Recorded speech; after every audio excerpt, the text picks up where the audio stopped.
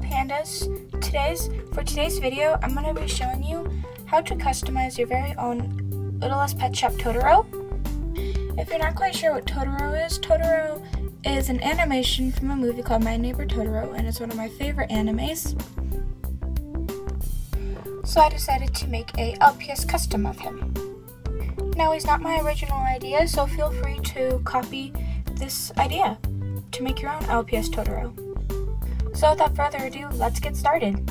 The materials you'll be needing are the LPS you wish to customize, paintbrushes in different sizes, paint in various different colors,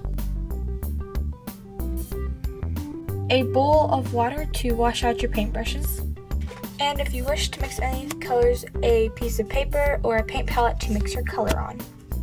To start off with this tutorial, you're going to be needing the LPS you wish to customize. I've seen other LPS Totoros used with bears and different other kinds of LPS, so you do not have to use a Persian cat, but I'm going to be using a Persian cat because he reminds me of Totoro.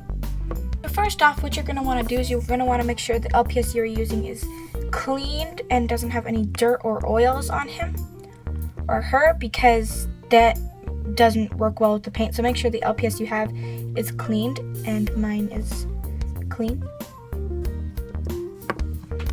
Usually you should always do a base coat, which is white, but since this LPS is already white, I don't need to. So that's always good to, have. So we're gonna start off by doing a first coat of gray paint, because Totoro is gray. The body's gray, so we're going to be starting off by doing a gray paint and covering up all of the colors. And I'm going to be changing the eye color, so I'm going to be covering up everything. I recommend always using acrylic craft paint. Don't really use nail polish because it doesn't work out very well. So yeah, I would just use craft paint, and any brand works great. So you want to shake up your paint and make sure it's all nice and shooken up. So I just put some gray paint in the cap. So now we're going to start with the base coat. Make sure your paintbrush is a little bit wet to start out with, and you're just going to put some paint on it. And now we're just going to start off by painting him and getting all of this covered. So I'll be back when I have the first part of him done. Okay, so I have the first coat of gray paint done on his head. So now we're just gonna wait till this completely dries, and we'll do one more coat and we'll see if that completely covers him. Alright, so the first coat is done. So now we're gonna move on to the second coat. Really make sure that you keep the paint nice and smooth so you don't see streak marks. Alright, so we now have our second coat of gray paint on our soon-to-be Totoro. So we're going to let this completely dry, and we'll see if it needs a third coat. Alright guys, our second coat is pretty much dry, except for a little bit right there, but it looks like we don't need to be adding a third coat because it's completely covered.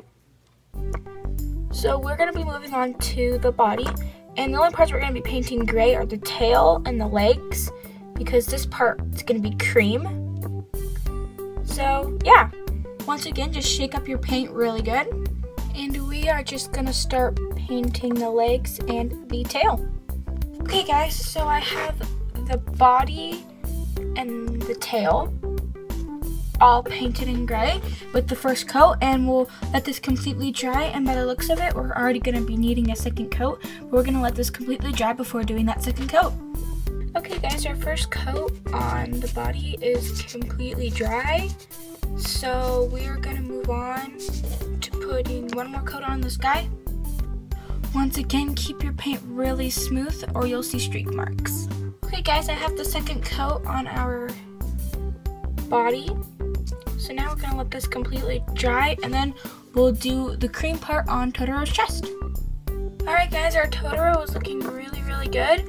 So now what we're going to do is we're going to do the cream color on his chest, and I'm going to be using this color to do that. Okay, so once again, I just put some paint in the cap, and I'm going to start painting its chest. Okay, so I got our first coat on the chest done, and I'll touch up the sides when it's completely dries. So we're gonna let this completely dry, and then it might not need another coat, but it might. So if it doesn't, then we'll move on to detailing, but if it does, then we'll do that first. Okay, so our little Totoro's chest is finally all dry for the very most part. So now we're gonna be working on his details. First off, what I'm gonna do is I'm gonna paint his nose with black crack paint. For this, since his nose is so small, we're going to be using our smallest fine tipped brush to put on the nose. Okay, so our Totoro now has his nose. So now what we're going to do is we're going to create a dark gray with our black and our light gray for his feet, because the pads on his feet are dark gray.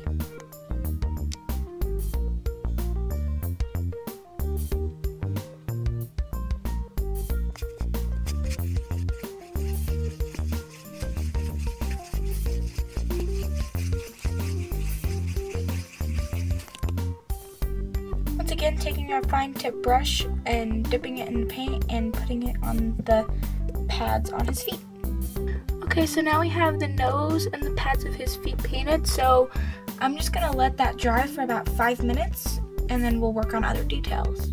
Alright, everything is completely dried on our little Totoro friend.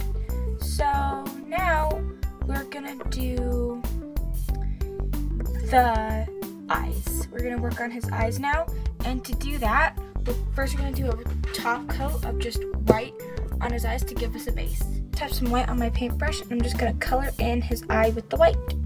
Okay, so his eyes are completely dry, like the base part are. So, this one needs one more little coat of paint. This one's fine, so let me just do that real quick and we'll move on. Okay guys, so our little Totoro's eyes are completely dry.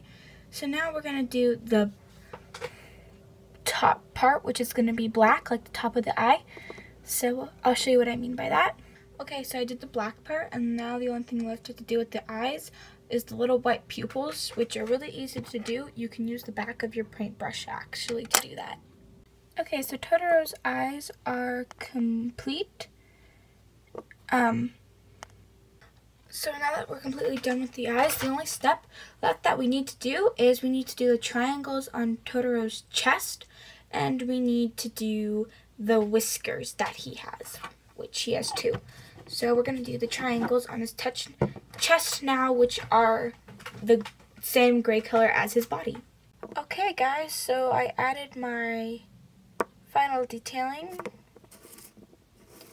and the only thing that's left to do is to put a ceiling protection coat on him so his paint doesn't chip off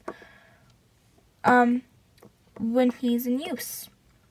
And by the way, I just use Mod Podge matte finish, not glossy, because it makes him really, really shiny. So use matte finish.